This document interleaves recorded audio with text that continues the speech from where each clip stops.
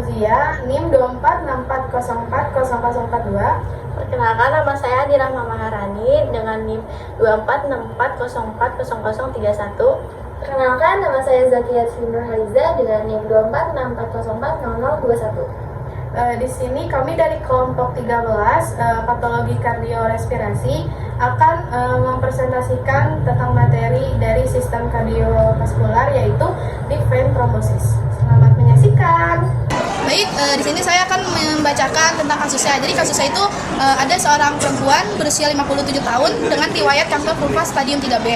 Telah menjalani kemoterapi sebanyak 3 seri menggunakan Vaksus karboplatin. Jadi 4 bulan pasca kemoterapi, pasien mengeluhkan kaki kirinya bengkak, panas, nyeri, dan kadang terasa berat. Awalnya tuh nyeri hilang timbul, namun kemudian menjadi menetap dan tidak hilang meski ia beristirahat. Lalu kakinya tampak bengkak, berwarna kebiruan, terasa hangat, dan tidak dipengaruhi oleh aktivitas atau waktu, tanpa disertai baal atau kesemutan. Jadi berdasarkan pemeriksaan pasien, didiagnosa DVT dan diberikan terapi rivaroxaban. Dosisnya itu 2 kali 15 mg selama 3 minggu. Jadi dianjurkan 1 kali 20 mg selama 2 bulan. Lalu setelah 3 bulan, keluhan bengkak belum sepenuhnya berkurang dan muncul luka lecet di punggung kakinya. Hasil USG Doppler menunjukkan trombosis pada venanya itu vena femoris superficialis hingga vena popliteal. Pasien kemudian diberi enoxaparin sebanyak dari 0,4 cc subkutan dan warfarin 1 kali 2 mg oral. Namun terapi warfarin dihentikan karena trombositopenianya itu 55,92 dikali 10 per UL.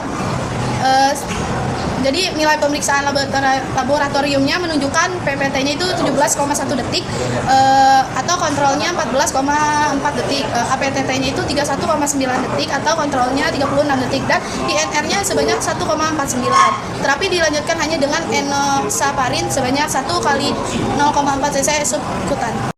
Selanjutnya saya akan menjelaskan divisi deep vein thrombosis atau DVT. Jadi apa sih DVT itu? DVT itu adalah kondisi di mana terbentuknya bekuan darah di dalam vena dalam, khususnya itu di bagian kaki bawah atau daerah inguinal seperti gambar ini. Jadi proses ini biasanya disertai dengan peradangan pada dinding pembuluh darah dan jaringan di sekitarnya. Jadi divisi bisa terjadi karena kerusakan pada dinding vena, aliran darah yang lambat, atau kecenderungan darah untuk membeku dengan mudah. Jadi bekuan darah yang terbentuk dapat menghambat darah dari kaki menuju jantung, sehingga itu menyebabkan kaki bengkak dan nyeri. Kondisi ini bisa sangat berbahaya jika sebagian bekuan darah lepas dan terbawa ke paru-paru. Itu menyebabkan emboli paru yang bisa mengancam nyawa. Tujuan diagnosis dan pengobatan divisi ini adalah untuk mencegah terbentuknya emboli paru, menghentikan pertumbuhan bekuan darah, serta memulihkan aliran darah yang normal di vena yang terkena. Selanjutnya ada tanda dan gejala DVT. Jadi yang pertama itu bengkak pada tungkai kiri disebabkan oleh hambatan aliran darah vena akibat terbentuknya trombus di vena femoralis superficialis hingga popliteal.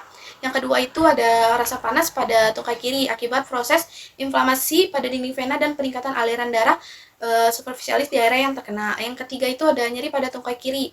Awalnya tuh hilang timbul lalu menetap karena peningkatan tekanan vena dan peregangan jaringan di sekitarnya. Yang keempat itu ada perubahan warna kulit menjadi kebiruan. Ini menunjukkan adanya stagnasi darah vena atau venostasis. Yang kelima itu ada kaki kiri terasa lebih hangat dibandingkan kaki kanan. Itu menunjukkan adanya peradangan lokal dan gangguan aliran darah. Yang keenam itu bengkak tidak berkurang dengan istirahat atau aktivitas.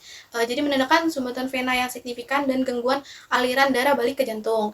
Yang ketujuh itu ada tidak adanya kesemutan atau mati rasa. Jadi menandakan bahwa saraf perifer itu tidak terlibat secara langsung, sehingga gejala dominan berasal dari sistem sirkulasi vena.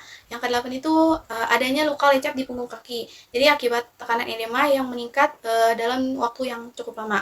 Yang terakhir itu ada tungkai tampak kemerahan dan edema, mencerminkan reaksi inflamasi dan peningkatan tekanan kapiler lokal. Lalu berikutnya etiologi. Kasus pada pasien perempuan 57 tahun ini punya beberapa faktor penyebab utama DVT.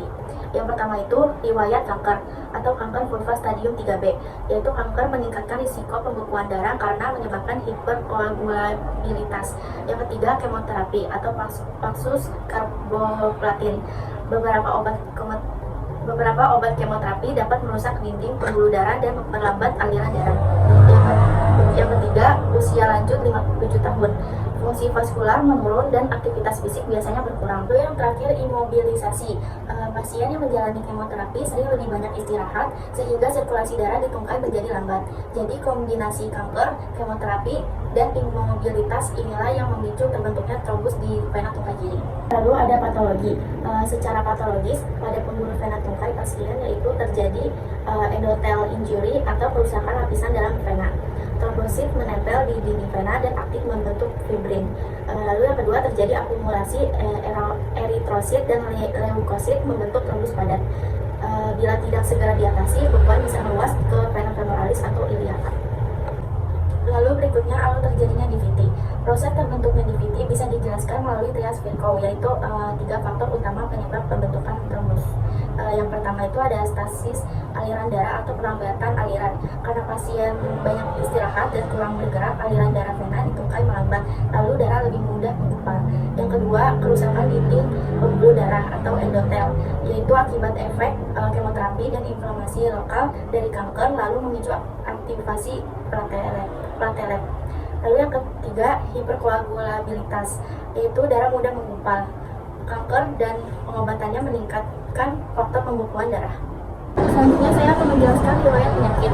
Pasien perempuan usia 57 tahun dengan riwayat kanker vulva stadium 3B menjalani kemoterapi dengan dosis karboplatin sebanyak 3 stri, mengeluh kaki kiri terasa bengkak, panas, kadang nyeri, berwarna kebiruan. Awalnya dari pilek timbul, kemudian menjadi menetap dan tidak membaik dengan istirahat. Tidak hanya kesemutan atau mati rasa, namun kaki kiri terasa lebih hangat dibandingkan sisi kanan. Pemeriksaan USG ini, Doppler menunjukkan trombus pada vena femoralis superficialis hingga hemorrhagia radialis. Saya akan menjelaskan kondisi fisik dari pasien yang terkena DVT. Yang pertama, tungkai kiri bengkak, hangat, dan berwarna kebiruan. Lalu yang kedua, nyeri menetap tidak menjalar ke atas ataupun ke bawah. Lalu yang ketiga, bengkak tidak membaik dengan istirahat. Yang keempat, luka lecet di punggung kaki akibat edema atau pembengkakan. Lalu yang terakhir, nadi perifer normal, tapi ekstremitas kiri tampak edema dan kemerahan. Selanjutnya, ada masalah fisioterapisnya dalam kodik CF.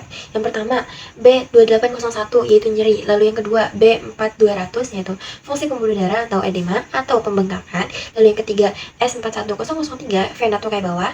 Yang keempat, S7501 struktur tungkai bawah. Lalu yang keenam, D450 berjalan. Lalu yang ketujuh, D4103 duduk. Lalu yang kedelapan, E1101 obat antikoagulan. Lalu yang terakhir, E355 yaitu tenaga kesehatan. Selanjutnya, ada tujuan fisioterapi, yaitu mengurangi edema dan nyeri tungkai, meningkatkan sirkulasi darah vena, mencegah komplikasi tromboemboli, lalu meningkatkan kemampuan aktivitas ringan secara bertahap, dan yang terakhir mempertahankan fungsi ekstremitas bawah. Kita masuk ke dampak penanganan medis terhadap kondisi pasien. Yang pertama, obat antikoagulan, termasuk dalam rivaroxaban, enoxaparin, lalu warfarin. Nah, positifnya, mencegah bekuan darah baru, menurunkan risiko emboli paru, lalu memperbaiki aliran darah. Negatifnya, risiko pendarahan, trombositopenia, dan memar sulit sembuh. Lalu yang kedua, ada pemeriksaan dan pemantauan lalu dari USG Doppler dan tes darah. Positifnya, memastikan efektivitas terapi dan keamanan dosis obat. Lalu negatifnya, membutuhkan pemantauan ketat untuk mencegah komplikasi. Lalu yang ketiga, ada imobilisasi dan aktivitas. Negatifnya, menurunkan sirkulasi dan kekuatan otot dan juga berisiko trombosis ulang. Lalu peran fisioterapi, yaitu latihan sirkulasi, elevasi tungkai, dan mobilisasi ringan untuk mencegah komplikasi. Lalu selanjutnya kita akan masuk ke regenerasi. Yang pertama, fibronolisis alami, yaitu tubuh memecah bekuan darah melalui aktivitas enzim plasmin. Lalu yang kedua, pembekuan kolateral vena, yaitu terbentuk pembuluh darah kecil baru yang membantu mengalirkan darah melewati bagian yang tersumbat. Lalu yang ketiga, peningkatan fungsi otot betis atau muscle pump, yaitu melalui latihan fisioterapi, otot membantu mengembalikan sirkulasi vena dan mencegah kekambuhan.